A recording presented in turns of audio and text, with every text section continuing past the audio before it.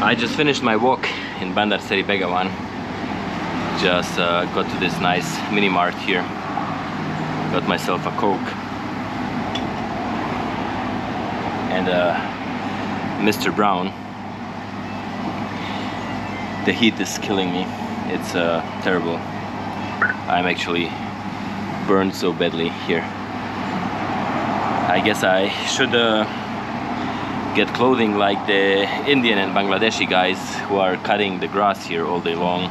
They have these caps with this long thing behind their neck, so that's probably the way to go in this kind of climate. They're not stupid, right? They're out there for 10 hours every day, so they know how to protect themselves. But anyway, the reason I'm doing this video, I told you I'm gonna let you know why I fell in love with Brunei. So it was 2013, I think.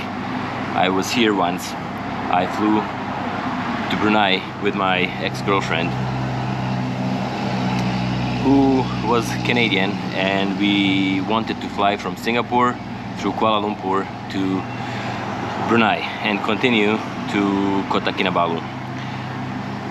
As a Canadian, you did not need a visa, and because I have a Croatian passport, I read up that if you're just in the country for transiting, within like 72 hours you could get no matter what passport you had. But it was probably, that means like you probably have to get a flight on Royal Brunei Airlines from Kuala Lumpur and then continue to Kota Kinabalu. But I thought if I get a flight with AirAsia and we fly from Singapore to Kuala Lumpur and then to Brunei, and because I had an outward flight continuing from the country, that there would be no problems. When I got to Kuala Lumpur, my ex-girlfriend, she could fly to Brunei, and AirAsia, the staff during check-in, they said no, Croatian passport, you need a visa, no chance you can go to Brunei. So I was stranded in Kuala Lumpur.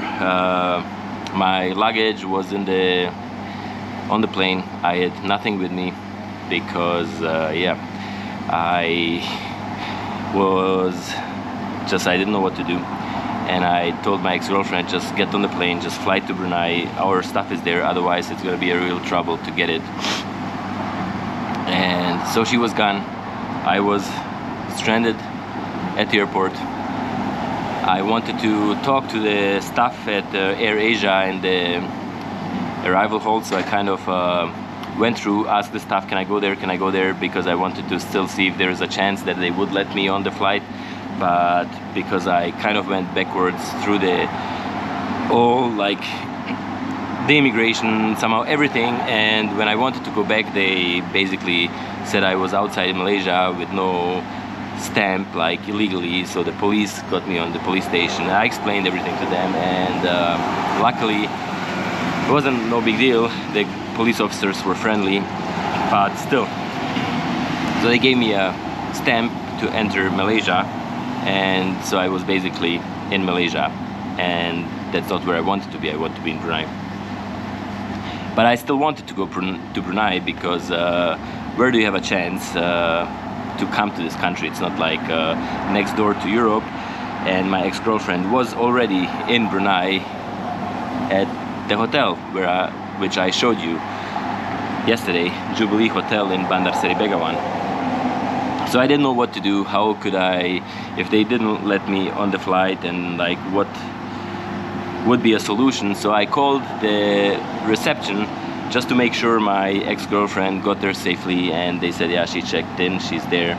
And I talked to the receptionist, a nice lady, and I asked her if there's any chance, because I missed my flight, they would not let me in, if there's any chance, and she said yeah, I will call immigration, see about what we can do. And then the immigration said yeah, just book a flight with Royal Brunei Airlines, and then it should not be a big deal, and they would let me into the country.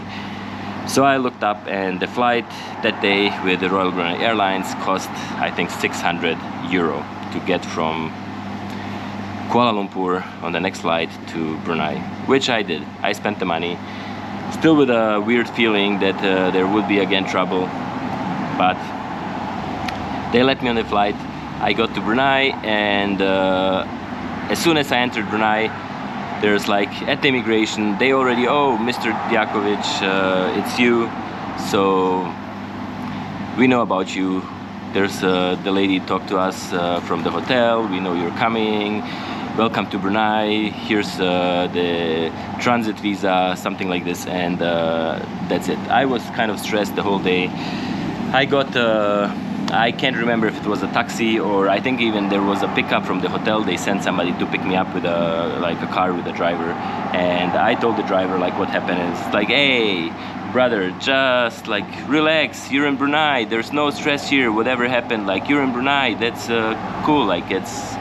And I didn't know back then, like, okay, Brunei, whatever, everybody says it's whatever, cool, but actually I realized quickly that all the people are so friendly and everything was so nice.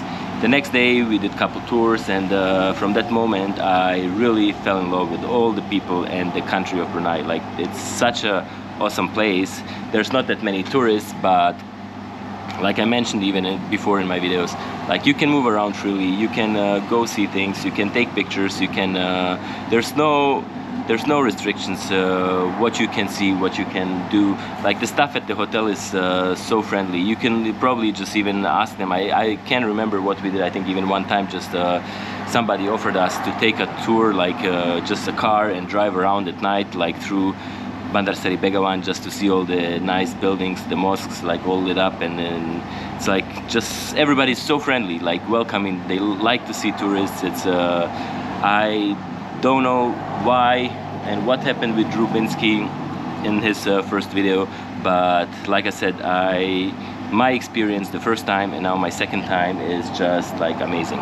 All the people are so friendly, and it's kind of not the next door. Even when I'm in Indonesia, I'm quite often in Jakarta, but Brunei is definitely a place I like, and I could come more often because just it's so chill. It's there's no stress. It's not like a country. Most Westerners probably wouldn't like it. I have a lot of friends who just like to go have a lot of fun when they're traveling, go to Thailand, go whatever, in Europe, like to Spain, to whatever countries where you can drink a lot, where you can have parties, where you can. So many people, I think it's not a country for them because they're looking for different things. But if you like friendly locals, if you like to kind of just chill out, just be gone from like the huge cities, like from your everyday life, like Brunei is definitely like a place where you can slow down a little bit and yeah, just enjoy your time, meet people. They're all gonna be happy that you're here, and definitely would recommend to come to Brunei if you ever have the chance. If you're in Southeast Asia, in Singapore, whatever, Kuala Lumpur, take the 2 days. There's beautiful national parks, there's many things to do.